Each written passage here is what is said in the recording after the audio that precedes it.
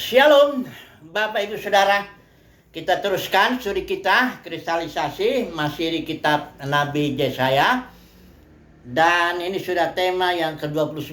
Kita sudah masuk ke bagian yang kedua, yang biasa disebut Deutero Yesaya. Itu dari pasal 40 sampai pasal 55. Dan bagian ini, firman Tuhan ini ditujukan kepada Yehuda, kerajaan Yehuda, dan suku Yehuda dan Benyamin yang sudah dibuang ke Babel. Barangkali kurang lebih sudah 40 tahun mereka di sana, dan dinubuatkan memang sampai 70 tahun. Jadi firman Tuhan di bagian pasal yang kedua ini, 40 sampai 55 ini, suatu firman Tuhan, suara kenabian yang menguatkan orang Israel bahwa Tuhanlah yang berkuasa, Tuhanlah yang akan menebus, ya. Bahkan di sini kita nanti bagian kita ini sekarang tema kita, Tuhan memberikan janji bahwa akan ada seorang hamba Tuhan atau Mesias lah, karena nanti dia diterapkan kepada Yesus bagian firman Tuhan ini. Di pasal 42 ayat 1 sampai 4, ya. Saya baca lebih bagus dari kitab Matius ini karena inilah bagian daripada Yesaya ini yang dikutip oleh dalam Injil oleh Matius di pasal 12, Matius pasal 12 ayat 18 sampai 20. Kalau di sini di pasal 42 ayat 1 sampai 4, ya. Ini hampir sama, ya, kutipannya. Mari saya baca dulu sebentar yang dari Matius. Lihatlah, itu hambaku yang kupilih, yang kukasihi, yang kepadanya jiwaku berkenan. Aku akan menaruh rohku ke atasnya, dan ia akan memaklumkan hukum atau aturan main, ya, atau keteraturan kepada bangsa-bangsa. Jadi bukan hanya Israel aja sebenarnya, ya, Mesias yang dimaksud di sini, tapi dia akan memaklumkan hukum kepada bangsa-bangsa. Ayat 19 dikatakan dia tidak akan berbantah, tidak akan berteriak, orang tidak akan mendengar suaranya di jalan-jalan, ya. Bulu yang pada terkulai tidak akan diputuskannya, dan sumbu yang pudar nyalanya tidak akan dipadamkannya, sampai ia menjadikan hukum itu menang. Di bagian Matius ini bilang, dan padanya lah bangsa-bangsa akan berharap. Jadi bagian firman Tuhan ini bukan hanya untuk, ya, secara konteks, ya, dalam Yesaya memang itu untuk umat Israel yang sedang dalam pembuangan, tapi bagian ini menubuatkan jauh ke depan kepada bangsa-bangsa semuanya, ya. Bahkan dikatakan di sini segala, di kitab Yesaya yang 42 ayat 4 ini, ia sendiri tidak akan menjadi pudar dan tidak akan patah terkulai sampai ia menegakkan hukum atau aturan, ya, di bumi. Jadi Mesias ini jangkauan ministrinya, katakan begitu, itu bumi, seluruh manusia lah bisa dibilang begitu, ya. Bahkan dikatakan di sini nanti di bagian-bagian lain, ya, nanti di bagian 6. Ini ayat 6 ini saya baca dulu di sini. Yang jelas pasal 42 ayat 1 sampai 4 ini diterapkan nubuat ini kepada Yesus, ya, di pasal 5 Matius pasal 12 ini, ya. Yesus sendiri yang mengutip ini, ya. Matius sendiri yang bilang supaya genap firman ini, ya. Jadi kita tangkap dulu itu bahwa kepada orang Israel buangan dijanjikan seorang Mesias, ya, yang ministrinya menjangkau bumi, bahkan segala pulau, segala bangsa dikatakan di sini. Nah, di ayat 6 bahkan dikatakan ini umat manusia. Jadi kalau bumi berarti hanya manusia yang di atasnya yang masih hidup. Tapi ini enggak umat manusia, berarti ya yang dari zaman Adam sampai semua manusia lah, ya, keturunannya itu yang namanya manusia, itu termasuk ministry daripada Mesias ini, ya. Karena memang dalam surat Roma dibilang satu orang jatuh, semua orang jatuh dalam maut. Yang kalau Yesus itu satu orang benar, maka semuanya juga menjadi orang benar. Jadi jangkauan ministry ini kita harus tangkap dulu, ya, bahwa Yesus bukan hanya untuk bangsa Yahudi, tapi juga untuk bangsa-bangsa, bukan bahkan bangsa-bangsa bumi, tapi bahkan juga bukan bumi, umat manusia. Perhatikan ini ayat 6, saya baca, ya, pasal 42, ya. Aku ini Tuhan telah memanggil engkau untuk maksud penyelamatan, untuk memegang tanganmu. Aku telah membentuk engkau dan memberi engkau menjadi perjanjian bagi umat manusia. Jadi artinya semua udah universal lah ya.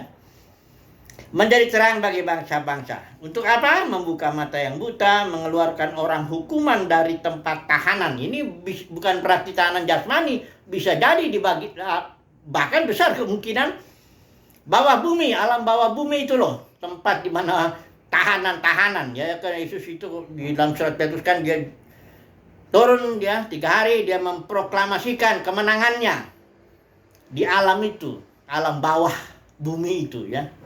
Jadi dari rumah penjara ini mengeluarkan orang-orang yang duduk dalam gelap dari rumah penjara.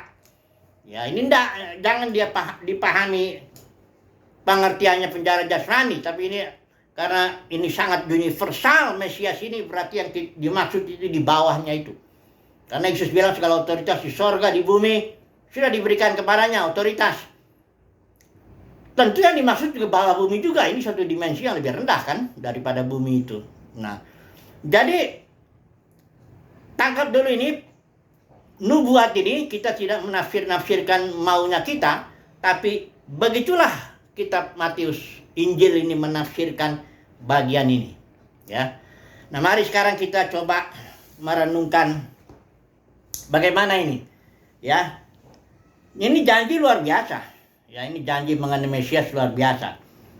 Mari kita melihat dulu. Kita melihat dulu dari Abraham. Ya, mundur dulu sebentar. Kita janji kepada Abraham, tidak usah kita baca Kejadian 12, tapi yang jelas kalimatnya begini. Intinya, kepada Abraham dijanjikan 2 hal.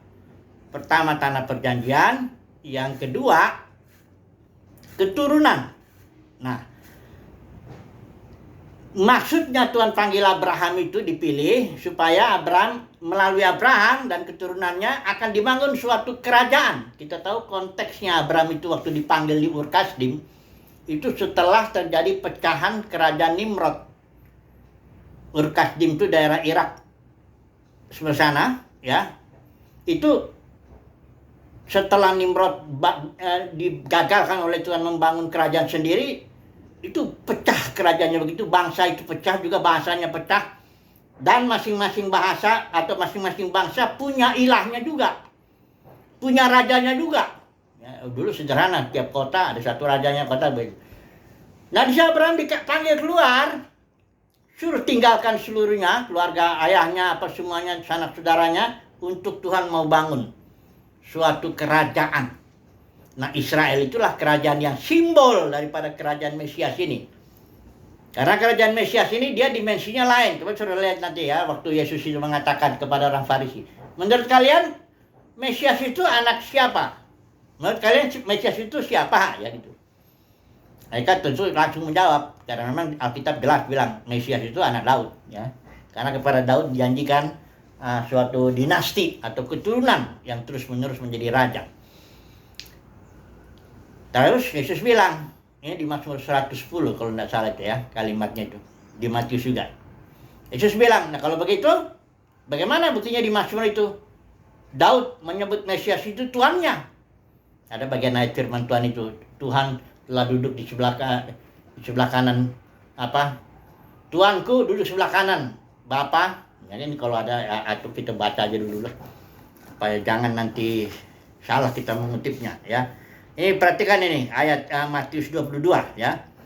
Ketika orang-orang Farisi sedang berkumpul, Yesus bertanya kepada mereka, katanya, apakah pendapatmu tentang Mesias? Anak siapakah dia? Langsung mereka jawab, anak Daud ya. Terus saya hitung dulu ini. Tadi saya jadi dia 9 ya. Anak Daud ya. Terus kenapa? Jika demikian, bagaimana Daud oleh pimpinan roh dapat menyatakan dia itu Mesias itu Tuannya? Ketika ia berkata, baru di sini Yesus mengutip ayat 44 itu bagian daripada Mazmur 110 ayat 1. Dikatakan Tuhan telah berfirman kepada Tuanku, ini Daud ngomong begitu. Duduklah di sebelah kananku, ya Mesias itu sampai musuh-musuh Mesias ditaruh semuanya di bawah kakinya. Jadi Daud sendiri menyebut Mesias itu Tuhan. Berarti Mesias ini lebih tinggi daripada Daud. Dan memang benar, kerajaan Daud itu kerajaan jasmani. Dengan istana jasmani, musuh-musuh jasmani, alat-alat perangnya juga jasmani, pedangnya semuanya jasmani lah. Ya. Sementara kerajaan Mesias itu kerajaan yang spiritual dalam dimensi surgawi. Makanya Yesus bilang waktu ditanya, Pilatus tanya, "Engkau ya raja?" "Oh iya, aku raja. Tapi bukan dari sini kerajaanku," kata Tuhan Yesus. Ya, karena kerajaannya itu suatu kerajaan dalam dimensi yang lebih tinggi, tapi yang akan datang dan termanifestasi di bumi ini. Ya. Nah, jadi Mesias itu, keturunan Abraham itu kerajaan. Jadi pertama keturunan Abraham yang adalah Israel itu kerajaan, tapi hanya simbol. Kemudian Mesias yang juga adalah keturunan Abraham tentunya kan, dia kerajaannya spiritual dalam dimensi spiritual, ya. Nah, jadi berkatnya itu terutama berkat spiritual. Ini yang harus kita tangkap ini ya. Coba lihat, saya baca dulu ya dari Galatia ini ya. Berkat Abraham itu yang sampai kepada bangsa-bangsa, karena kita harus melihat ya bahwa ini Mesias ini dia kan tadi sudah kita baca di desa itu, dia universal sekali, seluruh umat manusia, ya. Itu makanya coba dulu kita baca Galatia pasal 3 ini, saya tandain ini ayat 14. Supaya di dalam Kristus Yesus ini dan Mesias itu ya, berkat Abraham dapat sampai kepada bangsa-bangsa lain, sehingga kita dapat menerima janji mengenai roh. Jadi berkat Abraham itu yang nanti sampai kepada bangsa-bangsa lain melalui Kristus Yesus itu adalah roh. Bukan dulu berkat jasmani. Enggak, ini kerajaan surga enggak bicara soal itu dulu. Ada kerajaan surga bukan soal makan, minum, pakaian, bukan soal itu dulu. Bukan nanti kerajaan surga enggak peduli kalau termanifestasi di bumi ini, enggak peduli dengan masalah jasmani. Yesus itu sangat peduli sekali. 5.000 orang ada datang, ada khotbahnya. Yesus langsung berpikir, bagaimana nih makan mereka nih kalau nanti saya suruh pulang. Karena mereka rata-rata pada zaman itu yang ikut Yesus itu orang-orangnya kebanyakan miskin ya, makanan pun susah. Kalau mereka pulang, banyak nanti yang jatuh pingsan di tengah jalan, karena itu tempat sepi kebetulan. Yesus tanya sama murid-muridnya, bahkan murid-muridnya udah mau ngelak, udah suruh aja mereka ke kampung-kampung cari penginapan, cari makanan sendiri. Urus sendirilah. Kira-kira begitu ya. Yesus bilang kamu harus kasih makan. Jadi Yesus itu sangat peduli dengan roti, dengan masalah jasmani. Sangat peduli sekali. Bahkan orang 5.000 orang itu nggak minta roti sama Yesus. Ya. Tapi Yesus karena dia peduli dengan soal roti, jasmani, dia bikin mujizat. 5 roti 2 ikan itu. Kasih makan semua. Jadi pulang. Nah, mereka, namanya manusia ini kalau sudah tersentuh soal duit, soal makan, minum, pakaian, udah ngejar lagi dia cari Yesus. Nah, di situ Yesus tegur. Nah, bukannya Yesus senang. Katanya kamu mencari aku karena kamu sudah makan roti dan kenyang. Itu Yohanes 5 itu kalau nggak salah Yohanes 5 atau Yohanes 6. Yesus bilang gitu. Jadi kamu kalau cari aku karena roti, aku nggak suka, kira-kira gitu lah. Tegasnya lah. Kamu tuh mencari aku bukan karena kamu melihat tanda. Sebenarnya roti jasmani itu hanya tanda saja. Aku akan berikan kepadamu roti hidup, hayat Kristus, spiritual, ya, berkatnya rohani itu. Efesus 1 ayat 3 itu. Segala berkat rohani terkandung dalam hayat itu. Hayat ini sebenarnya di dalam hayat ini, hayat Kristus, ada kasih, sukacita, damai sejahtera, sabaran, kesabaran, sekian, kelemahan, dan penguasaan diri. Belum lagi ada pengenalan akan Bapa di sorga, karena Yohanes 17 ayat 3 itu dikatakan, inilah hidup kekal, inilah hayat, bahwa mereka mengenal Engkau dan mengenal Yesus Kristus. Itu pengenalan akan Tuhan itu di hayat ini. Ini yang Yesus mau berikan, dan Yesus senang kalau orang datang kepadanya mencari hayat itu. Tapi kalau orang datang kepadanya cari roti, ditegur oleh Yesus. Bekerjalah, kata Yesus, bukan untuk makanan yang akan binasa. Sekali lagi ya, Yesus bukan nggak peduli. Ini jangan, karena dalam Kristen begini. Ada ajaran itu kan, ajaran sukses itu. Nah, Tuhan ingin kau sehat, makmur, kaya, dan sebagainya. Bahkan ayat Yohanes 10 ayat 10 disalah mengerti. Itu ayat mengatakan aku datang supaya mereka mempunyai hayat hidup. Itu joy istilah Yunani. Itu tidak ada mengait dengan makan, minum, pakaian. Tidak ada. Itu hayat, tadi udah saya bilang itu. Yang pertama itu terkandunglah karakter Kristus di dalam hayat itu. Yang kedua, melalui hayat inilah kita bisa mengenal Bapa di sorga. Dan mengenal Yesus Kristus yang diutusnya itu. Itu ayat dicomot, dibilang. Karena ayat itu kan di bagian bawahnya, supaya mereka mempunyai hayat dan mempunyainya dalam segala kelimpahan. Nah, di situ dibilang kelimpahannya kelimpahan harta benda. Pokoknya kita ini anak raja, sehat, kuat, kaya, wah, semua ayat tadi comot-comot dari perjanjian baru. Terutama yang Ishak itu, yang Ishak menabur. Dia menjadi kaya, sangat kaya, makin kaya loh. Wah, ini berarti nggak ngerti sama sekali tentang kerajaan sorga ini ya. Nggak ngerti sama sekali nih misi Tuhan Yesus ya. Sekali lagi ya, Tuhan Yesus tidak suka kalau ada orang datang kepadanya, cari roti jasmani. Nggak suka itu. Jelas itu. Kamu mencari aku kan karena kamu udah makan dan kenyang. Yesus bilang, bekerjalah untuk makanan yang tidak akan binasa. Yaitu roti hidup yang akan kuberikan. Cari dahulu ini katanya. Kan kerajaan sorga. Nanti yang lain kan ditambahkan. Begitu aturan main dalam kingdom ini. Ini yang saya nanti mau tekankan di sini. Aturan, hukum. Hukum itu keteraturan ya. Jadi kalau kayak Newton nih contohnya. Newton tuh menemukan hukum gravitasi kan. Hukum gaya tarik bumi itu. Setiap benda dilempar kemanapun, dimanapun, dia selalu jatuhnya ke bawah. Kenapa? Karena ditarik bumi. Keteraturan, terjadi keteraturan. Mau lemparnya di London, mau di Jakarta, mau di Bekasi, mau di mana, dilempar-lempar selalu jatuhnya ke bawah. Ada keteraturan, ada aturan main, ada hukum. Itulah hukum. Ya. Nah, sekali lagi ya, Mesias itu kerajaannya, keturunan Abraham itu kerajaannya adalah kerajaan dalam dimensi surgawi dan berkatnya adalah Roh Kudus. Itu dulu ditangkap.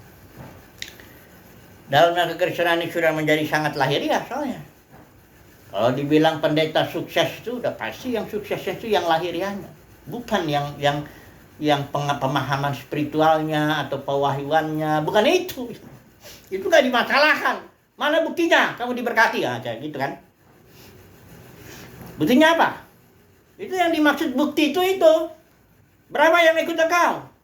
Gedungmu bagaimana? Kekayaanmu bagaimana? Itu semuanya begitu-begitu. Sekolah teologinya gimana? Aduh, sangat menyimpang sekali. Itulah guru palsu dalam surat Yudas itu. Surat Yudas mengatakan, guru palsu itu sebenarnya gampang sih dilihat. Kecuali ya orang udah ketipu ya. Nah, ini udah, kalau udah ketipu sudah.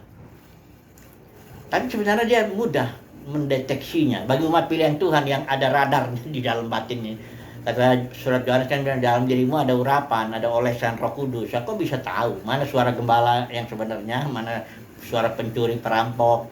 Yohanes 10 itu Yesus dibandingin dengan orang Farisi. Ahli Taurat orang Farisi pencuri, perampok, bukan iblis perampoknya di situ. Yohanes 10. Nah, sebenarnya gampang menemukannya. Surat Yudas mengatakan, kalau ada orang ngomong, ya, kalau ada seorang pembicara kasih karunia Tuhan, kebaikan Tuhan, anugerah Tuhan apa semua, tapi diarahkan kepada perkara-perkara jasmani, kesehatan, kemakmuran, kekayaan, itulah dia guru palsu itu. Ya, gampang. Kalau ada orang mengatakan kebaikan Tuhan, rencana Bapa semuanya tentang kingdom, tapi diarahkan betul-betul kepada perkara spiritual, kepada proses yang harus dibentuk, yang dialami oleh umat pilihan Tuhan, diproses, dibentuk supaya menjadi serupa segambar dengan Tuhan, itu baru yang benar. Tapi kalau yang arahin kekayaan, kesehatan, kemakmuran, itu mudah sebenarnya. Tapi kebanyakan orang dalam kekristenan ya memang sudah cinta uang juga. Ya, kalau orang itu ketemu satu frekuensi, istilahnya maksud saya gitu ya. Karena surat Yohanes bilang, mereka berasal dari dunia. Dunia itu sistem yang sudah menjadi ya, nilai-nilainya sudah sangat duniawi lah, sangat lahiriah. Dunia kekristenan yang begitu. Mereka itu para pengajar itu berasal dari dunia. Dan mereka berbicara hal-hal duniawi. Dan dunia kekristenan ini ya mendengarkan mereka. Ya jadi klop. Satu frekuensi itu mungkin saya bilang. Kalau pengajar bicara hal jasmani diresponi di sini ya memang satu frekuensi sama. Dan memang kalau kita melihat umat pilihan Tuhan itu hanya mendengar. Kalau memang frekuensinya sama, bicara hal-hal yang spiritual, bicara kingdom sama sekali. Ingat ya, bukan kita nggak peduli dengan soal-soal makan minum pakaian, bukan. Tapi kita bicara soal kerajaan Mesias yang tidak ada kait mengait dengan makan minum pakaian. Itu surat Paulus sudah bilang itu. Kerajaan surga bukan soal makan minum pakaian itu, bukan itu. Kerajaan surga soal damai, sejahtera, sukacita itu yang hayat itu loh, karakter Kristus itu. Itu dulu. Ya. Nah, mari kita masuk lagi sekarang kepada aturan ya. Karena kerajaan Mesias ini ada aturan. Saya masih ada waktu. Saya mau bicara aturan ini, yang aturan dalam kingdom, dalam kerajaan Mesias yang adalah dalam dimensi surgawi ya. Kalau aturan dalam kerajaan Daud itu terikat dengan perjanjian antara Yahweh ya dengan Israel di perantara Musa, itu ada aturan main di situ. Kalau orang Farisi bikin aturannya ada 613 dibikin aturan hukum, termasuk suruh perpuluhan, termasuk soal-soal bawa sulung, semuanya di situ ya. Hukum, aturan main ya. Nggak sembarangan ini ya. Sekarang saya mau bicara, tapi dalam akhir sana karena udah jasmani, itu dicomot-comot itu, yang bagian perpuluhan terutama buah sulung katanya, uang katanya ya. Padahal buah sulung itu kalau diterapkan ke sini, itu orang ya. Jadi itulah ya. Coba kita lihat, saya mau bicara satu aturan yang tidak boleh dilanggar dalam kingdom, dalam kerajaan Mesias. Apa itu? Otoritas. Karena yang namanya kerajaan itu bicara otoritas. Kerajaan surga itu bukan bicara makan minum pakaian, tapi dia bicara otoritas. Ini sangat penting. Pelanggaran otoritas itu pelanggaran yang sangat penting. Bukan sangat penting maksudnya. Sangat penting otoritas itu. Jangan sampai dilanggar. Itu loh kira-kira begitu. Kalau itu dilanggar, Tuhan langsung bekerja. Ya. Karena otoritas ini bukan perkara main-main, ya. Jadi otoritas ini sebenarnya kalau dibilang otoritas Tuhan itu sebenarnya Tuhan sendiri. Dia mengatur alam semesta ini, mengatur segala sesuatu dengan otoritasnya. Kalau Tuhan bicara pasti jadi. Itu otoritas, ya. Kalau kuasa kekuatan lain ya, misalnya kayak saya pernah bedain antara kuasa dengan otoritas. Kalau ada orang truk bawa truk mobil besar gitu dengan badan besar kayak preman begitu.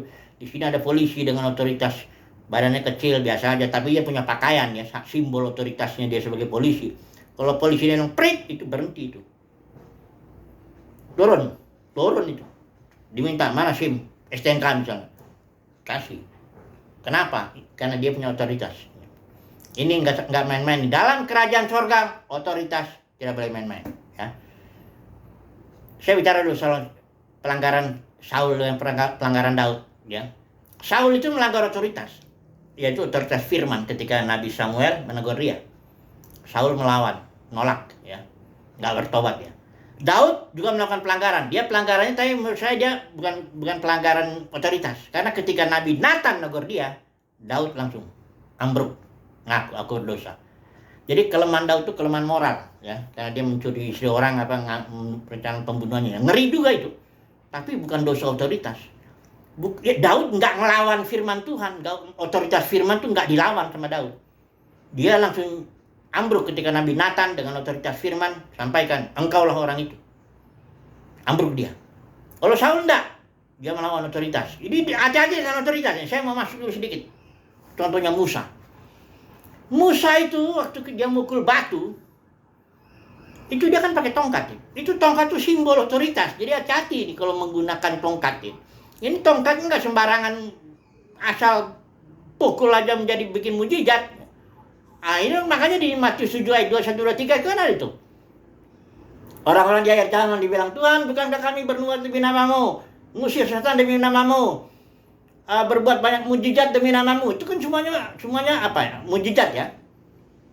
Tapi Tuhan Yesus bilang, engkau nggak ngerti apa lawlessness istilahnya, engkau tidak istilah Yunani anomia, tidak ngerti aturan main kingdom. Engkau melakukannya betul, tapi engkau nggak ngerti aturan main. Sama seperti Musa ketika itu dia mukul batu, mujizat terjadi, air keluar, ya. Tapi Musa salah merepresentasikan Tuhan. Ketika dia megang otoritas itu, dia pukul batu, salah dia. Membuat Musa tidak boleh masuk tanah perjanjian. Jadi masalah otoritas tidak main-main. Nah, saya masuk sebagai bagian terakhir ini ya. Saya mau bicara mengenai otoritas gereja. Nah, karena dalam dunia kekristenan, otoritas itu yang sudah diobrak-abrik oleh ajaran Ijebel ini. Sudah tahu dalam perjanjian lama itu, Ijebel itu dia merampas otoritas suaminya dalam kasus kebun anggur Nabot. Dan Ijebel ini dimasukkan dalam Wahyu pasal 2 pasal 3 itu sebagai simbol. Ajaran Ijebel, ajaran yang mensahkan, mengizinkan, mengiyakan perampasan otoritas itu. Jadi saya mau cerita dulu ya. Ijebel, itu masalah kebun anggur Nabot. Sebenarnya itu tujuan Ijebel itu untuk keinginan Ahab. Ahab tuh ingin kebun anggur itu Nabot itu karena dekat dengan kebun anggur. Dia ingin memiliki, tapi si Nabot nggak mau jual. Nah, si Ijebel itu merencanakan sesuatu, membunuh itu si Nabot, ya, dan dia pakai cat raja, meterai raja apa semua, dia rampas itu atas nama Ahab lah, otoritas Ahab. Tujuan Ijebel itu untuk si Ahab. Tapi caranya dia merampas otoritas itu. Nah inilah. Dalam kekristenan terjadilah perampasan otoritas. Kenapa?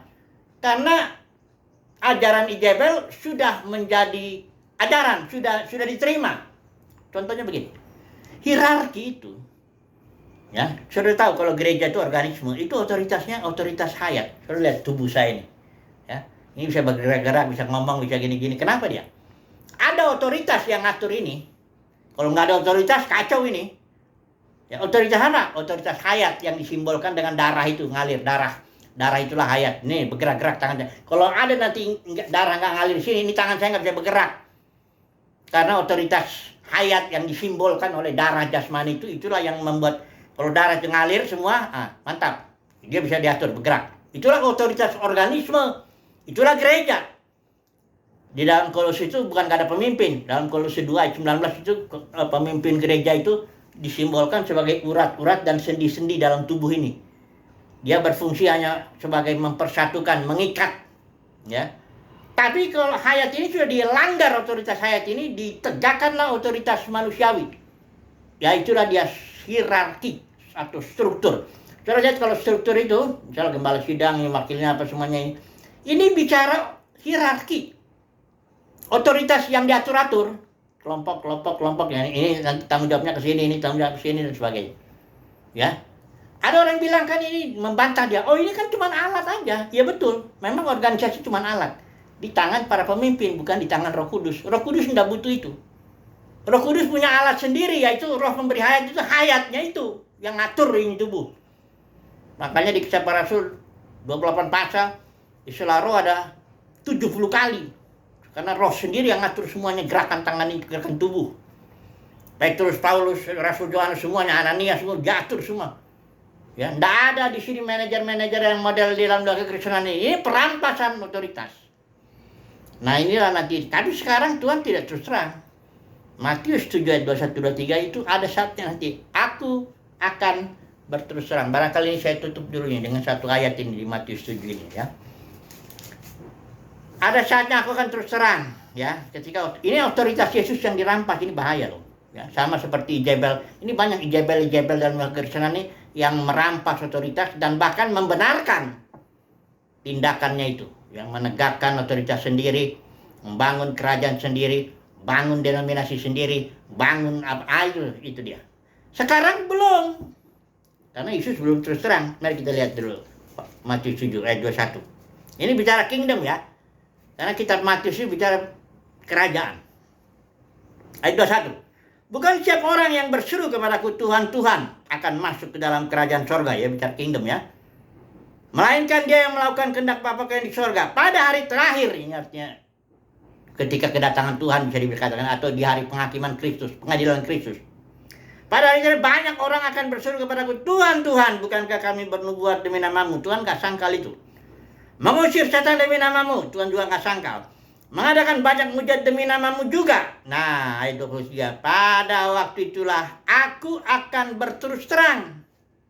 Ini dia. Kepada mereka berkata, aku tidak pernah mengenal kamu. Nyahlah daripada aku, kamu sekalian. Terjemahan bahasa Indonesia, pembuat kejahatan. Ini dari istilah Yunani, anomia, artinya ilegal. Engkau melakukan itu dengan otoritas kayak Musa, ya ilegal. Dalam arti salah menggunakan otoritas. Ini perkara enggak pelanggaran hukum. Karena Mesias itu kerajaannya dia akan memberitakan hukum, aturan main. Dalam kingdom itu aturan main yang harus dijunjung tinggi. Ya. Otoritas itu tak main-main, enggak boleh dilanggar. Kingdom itu, ya. Jadi nanti ada saatnya Tuhan terus terang. Nah, untuk kita sekarang sebagai penutup, ya. Kita yang sudah menjadi warga kerajaan sorga. Ingat Bapak Saudara, kita nggak punya otoritas apapun atas tubuh Kristus, nggak punya.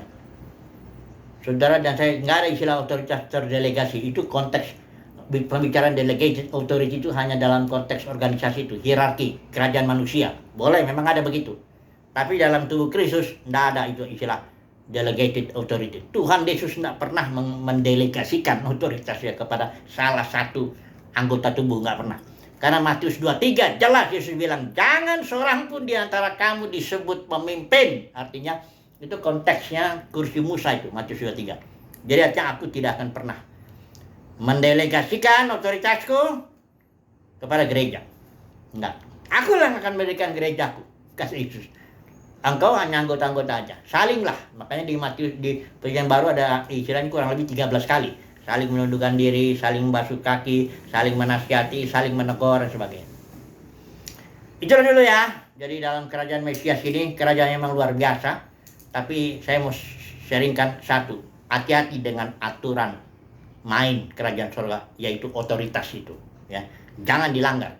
Karena itu intinya bahkan dalam satu kerajaan, dari mana ketahuan itu disebut kerajaan? Karena otoritasnya. Haleluya. Amin.